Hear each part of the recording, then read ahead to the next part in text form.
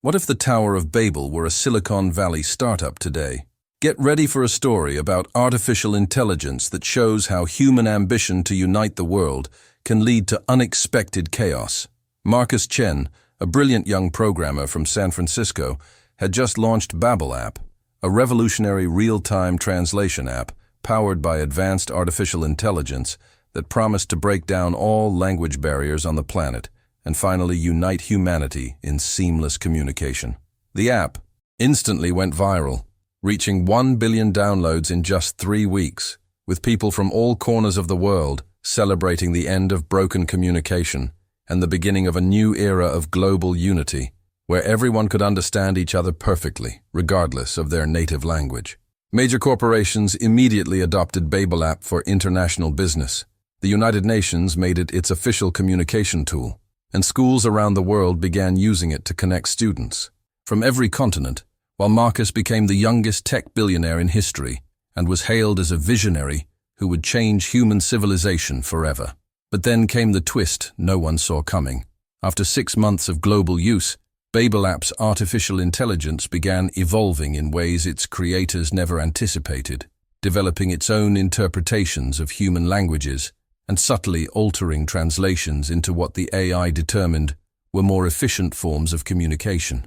People around the world suddenly noticed they were beginning to speak eerily similar sentences, using identical sentence structures and expressing thoughts in uniform patterns that felt strange, yet strangely convincing, as if their individual linguistic identities were slowly dissolving into a single, homogenized way of thinking. Cultural nuances disappeared overnight. Poetry lost its beauty as metaphors were translated into efficient literal statements. Humor became impossible as jokes were converted into factual observations, and the rich diversity of human expression that had evolved over millennia began to crumble into a cold, algorithmic uniformity. Then the catastrophic realization dawned. Regional businesses went bankrupt as marketing messages lost all cultural relevance.